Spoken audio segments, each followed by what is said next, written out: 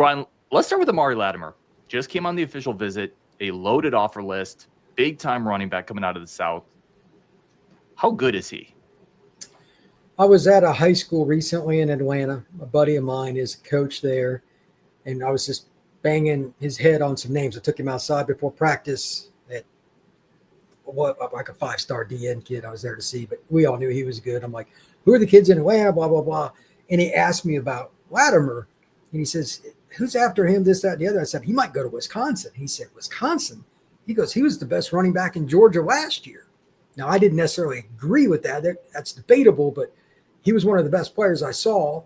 In the game that I went to, I was going to see the Auburn tight end commitment, and his team got bushwhacked by Latimer, and that squad, Sandy Creek's, has got guys everywhere. And Latimer may not even be the best player on his team. It's insane. They've got defensive end, safety, everywhere. Every position they've got a college football player.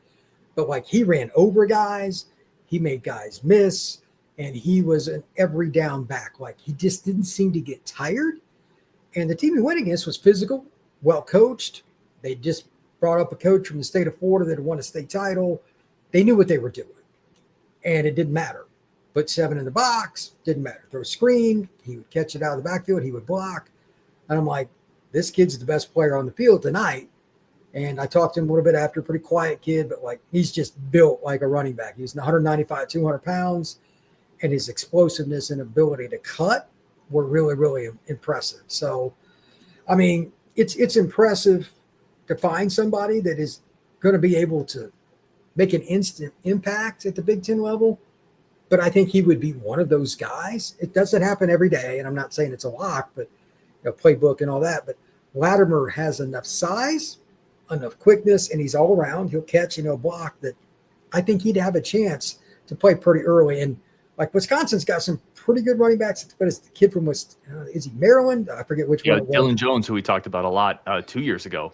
Yeah, like he's probably as good or better than him at this stage. Like that, I think Jones has got a chance to play in the NFL. I think Latimer would be the second best running back on the roster, just physically talented in year one. And to be clear, again, college coaches, either you do it my way or you sit, and freshmen don't do it their way very often. I don't expect him to play a ton. Dupree and some of those other guys will probably play, but by his sophomore year, after he learns the scheme, his sophomore year, he's probably going to take carries away from some people if he goes to Wisconsin. His breakaway speed and his all-around ability, it's kind of hard to find guys like that for Wisconsin. What would that, from a national perspective, what would that say about Wisconsin going into Georgia, getting that guy? Texas is after him. Georgia's, I mean, he has got basically every offer he wants at this point. What would that say nationally for Wisconsin to land that recruit? I would probably get a lot of comments from my buddies in Georgia and stuff. Like I live about an hour and a half from him, but like Chad Simmons lives right around the corner from him and some other people. Again, the Georgia area, Florida is where all the scouts live. I would get some random comments. And I'll probably get it. Like if he committed in the next couple of weeks, I'm going to be in Florida, I'm going to be at the Rivals 5-star, etc. It's possible that I'd hear his name just randomly because like nobody expects, especially the guys down south, they do not respect schools like Wisconsin at all. They don't, because they just can't get the skill players and the big linemen, like big D linemen. Getting that kid would turn heads, and it should, because this is the guy that they don't ever get. You know what I mean? Like from down south, maybe the last elite running back from down south they got. Not good, elite. I don't think they ever have. I'm probably going to miss somebody, but it's all New Jersey backs, Midwest backs. That's what I mean. They don't like it's hard for them to even get a guy. James White's from Florida. So they're. Oh, he was St. Thomas Aquinas. He wasn't an elite guy, but that was a load. Like they had like multiple D1 running backs on that roster. They did. They had they had the dude who went to Clemson too. I'm blanking on his name in that same team. Yeah. They had it's St. Thomas Aquinas. I go to a St. Thomas Aquinas practice and I'm standing there with the head coach. I'm making fun of him. I'm like, you only got 15 Power 4 kids this year, coach. You're going to struggle. That's awesome. But 15 would be low for them. But I think that Wisconsin's making an effort to recruit more down south. If they can just get 5 or 6, they'd be in a lot better spot. And now they got like the quarterback from California and stuff. It's the only way they have any chance at all. It is, because there's just the state of Wisconsin is just subpar for high school recruiting. and they got to recruit for the, a lot of programs recruit Chicago. Even SC and Miami are recruiting Chicago now. That is not good for the Badgers. You still have Michigan, Notre Dame, Ohio State. They're going to kill it there too. So, and Illinois is up. So, like, this is a very tough time. If you do not win battles for guys like Amari Latimer, you have zero shot of making any kind of run to get to even 9 wins, let alone a playoff run. Well, let me ask you this, finish on this one. Again, I could talk to you for hours, but I know you got a bunch of stuff going on. You mentioned Ryan Hopkins a little bit, quarterback going over to Mater Dei. The Badgers have him locked in the class. He's 6'3". He's probably a 4.55 guy. He's got a good arm.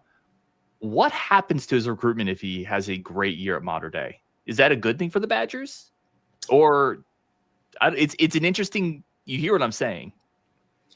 Well, there's always the danger of losing a recruit like that to another school. At the end of the day, there is one process that matters, and it's the one that makes most fans pretty nervous. Either you beat the elite programs for elite recruits or you get run over by them on game day. There is just no exception to that. And that's why Wisconsin has sucked lately by their standards.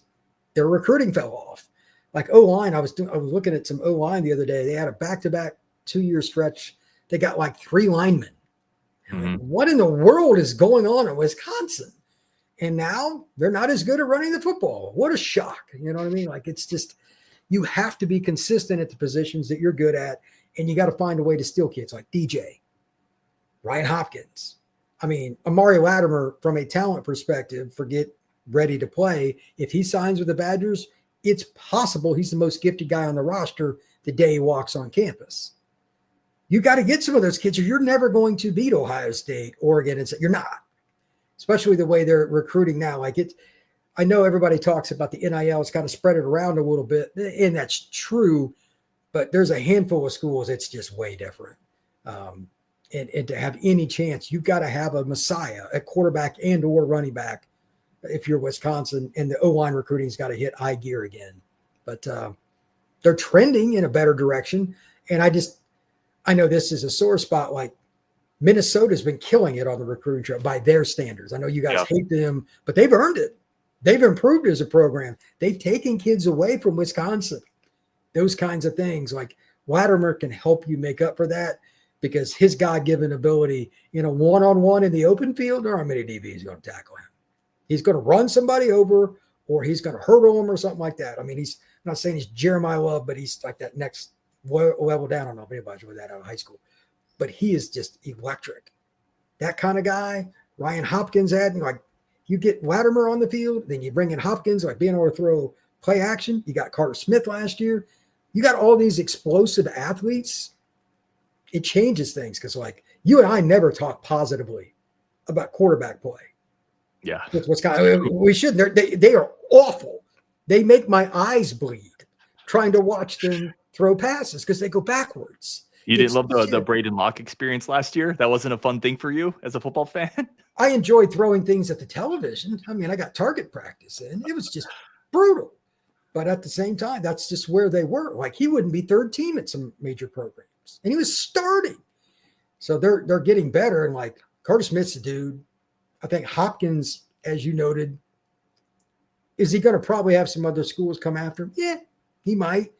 But you know what? That's just the way it is, man. You're not going to beat those schools unless you get them out of high school anyway. And everybody's got to go through that. So Arizona State won a few of those battles too, and they made it to the playoff. Why not Wisconsin? Great stuff as always, man. Brian, thank you for jumping on. Go check out Brian's great work over at the portal. Go find him on everything he's doing, especially because there's going to be more Badger coverage on there anyways. Some of these guys commit, and hopefully Latimer would be a good one we could talk about on the portal if it happens. Go check him out. Appreciate everybody for tuning in. Bunch of content coming up this week on Wisconsin, and we will definitely talk to you later.